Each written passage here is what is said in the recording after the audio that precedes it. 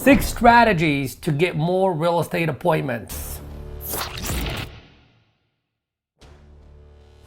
Hey there, Chadi Bazzi here. Welcome to another top listing agent training where today we are going to be talking about real estate cold calling strategies that absolutely working and increase your odds of setting more listing appointments so you can take more listings and become a top listing agent. And if you are 100% committed to becoming a top listing agent, make sure that you subscribe to this channel because we release a minimum of 3 to 5 new trainings every single week. Hit the bell notification to be notified every time we drop a new training. And of course, as always, if you are ready to level up, check out all the links in the description below. So let's begin. 6 strategies to get more listing appointments. So one of the things that you've already identified in watching this channel is that we go over a multitude of different lead generation strategies, of which a lot of them do incorporate the use of the telephone prospecting. So if you are pro phones, which I hope you are, because that is one of the best ways to be generating business, these techniques are going to make your experience a lot more enjoyable, more outcome driven, and you're going to be setting way more appointments in way less time. So let's go ahead and get started now. So I put down number 1, what I need you to do in order for you to level up and conquer these strategies and generate more appointments is you gotta be clear on the purpose of the call. And the reason I'm saying that is because of all the agents that I've coached all over the country, many of them when they first came to me, they were going about doing this the incorrect way. And what I mean by that is that they're trying to like literally take the listing on the phone when in reality, these people have no clue who you are and they're not going to give you the listing over the phone. And that's how they become combative and defensive. And that's where you end up losing the opportunity. Look, I want you to put in your head that the listing is not going to be taken if there is no meeting. So the real purpose of picking up the phone and talking to sellers is to get face-to-face, belly-to-belly, which simply means that you gotta modify your approach because the response that you are getting is a reflection of your approach. So if the response you have been given is one that's unfavorable and one that doesn't suit you in the way that you operate your business, then take responsibility and change your approach. And we're gonna show you exactly how to do that. So the next thing I need you to do when you are making the phone call, the first thing I want you to do is I want you to enter the world of the prospect. There's 2 worlds taking place on that call. There's their world and then there's your world. Which of 2 is more important to them? It's their world. Okay, so what we want to do is we want to enter their world and slowly bring them back into our world of influence where we get the appointment. So how do we do that? Well, key differentiation factor when you're making the call is what I want you to do immediately. Sound like everyone they know. Sound like everyone they know. Because 9 out of 10 times, if you're just being you, then instantly you've been identified as a solicitor. Nobody wants to be on the phone with a solicitor. What I mean by that is everyone that calls these people, like their family members, their friends, their colleagues, etc., they have a specific way that they speak, okay? A specific pattern in which they speak, a specific tone that they speak in, a specific speed that they speak in. When you call in your own way, if it's not a common way for them, then you end up losing. So how do we do that? Number 1, mimic rate of speech. Meaning, if they are speaking fast, I want you to speak fast. If they're speaking slow, I want you to slow down. Okay? Because there's nothing worse than you speaking very quickly and them speaking very slow. And or the opposite. Because in that moment, it creates an emotion, an uncommon, unfamiliar emotion that most people reject, one that doesn't feel good. So we want to sound like everyone that they know so that we appear to be familiar to them. The next thing that you can do is mirror match their tonality, their tone of voice. So if they are, speaking very high, then I want you to be a high speaker.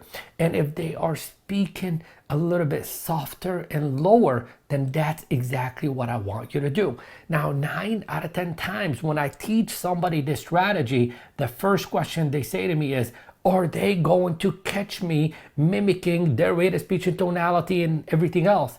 And the answer is, give it a shot and you come back and tell me. And they always come back and say, nobody's even picking up on it. And the results that I am producing are mind blowing. People have become more talkative. People have become more receptive, and I am setting more listing appointments. The next thing I want you to do, when you're calling somebody, it's the correct use of their names. That's the next step. Use their names correctly. So if I'm calling, let's say, for example, Sam Jones, I'm not going to say, hey, can I speak to Mr. Jones? Because now I've identified myself as somebody that doesn't know that person. Okay. Remember, going back to point number 1 is being familiar. Now, if Sam Jones was your friend, you wouldn't call Sam Jones and say, hey, can I speak to Mr. Jones? You'd pick up the phone, you'd make the call, and you'd say, hey, Sam, or hi, Sam, how's it going, Sam, etc. Address them by their first name. Assume that the person you are calling is the person that actually picked up the phone. Address them by their first name. And then when it's time to introduce yourself, don't say this is, first name and last name. Just say, hey, this is Chadi. That's the way I would say it. I wouldn't say with Keller Williams or EXP or Century 21. I wouldn't even bring up the name of my company. I'll just say, hey, this is Chadi Bazzi, a local realtor or the local realtor expert. That's it. That's who I am. Hey, this is Chadi, local real estate expert, and then get into the call. So I put down correct use of the name, okay? The next thing I want you to do, never buy into the reflex no. Never buy into the reflex no. And what I'm talking about is these people that you are calling, it doesn't matter what the source is, the people that you are calling have already identified how to get you off the phone once they identify that you are a real estate agent. They're going to tell you that they either got a family member in the business, which we've actually tracked it, based on our study and our research and our statistics, over 50% of the time, it's not true. Or they're going to tell you, we decided to not sell. We tracked that as well too. Over 50% of the time, it's not true. So this is what we call the reflex no. In essence, this is like you walking into a Nordstrom and you're there to buy a red pair of alligator shoes. I don't know that you would actually buy that, but you know what I mean. And you walk in and the sales rep says, hey, hi, how you doing? Can I help you find anything? And your instant response is, I'm just looking around. And then they leave you alone, and then you end up walking out with a bag of goodies that you actually purchased. So this is what we call the reflex no.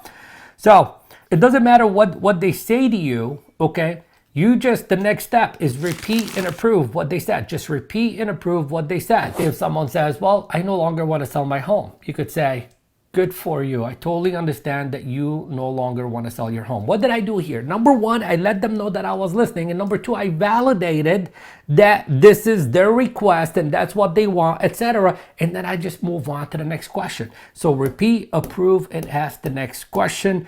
Next, talking about questions, the next step is to ask more open-ended questions. Not just questions that get you a yes or a no, because that sounds more like an interview kind of thing. It doesn't sound like a conversation. We want to ask questions where people are giving you full, meaningful answers, okay? So I put down telling is not selling, ask and listen. A couple of questions that I did not put on here to share with you, but I'm gonna share them with you, is one of the questions is, hey, what is important to you about selling your home? Or what is important to you about buying a home? Or what is important to you about downsizing? Or what is important to you about living in this specific school district? Now they're gonna sit there and tell you about what's important to them, which is giving you more ammunition, more things to speak about and further the rapport building and further the conversation. And then you can follow up with another open-ended question that simply says, tell me more about that.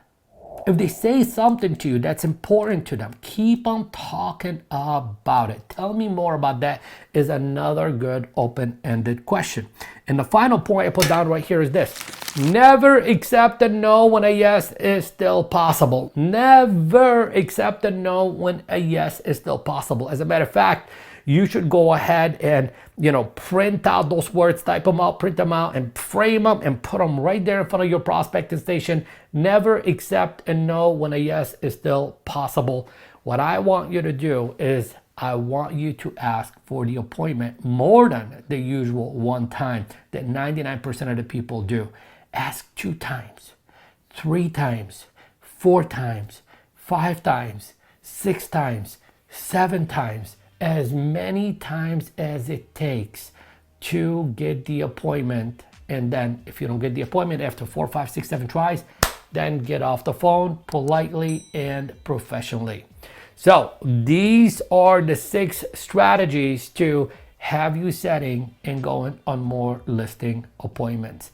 If you have any questions about anything I've shared here, please let me know in the comments below. Let me know which of these are you doing, how it's working, which of these you plan to implement, and I'll see you on the next video. Take care.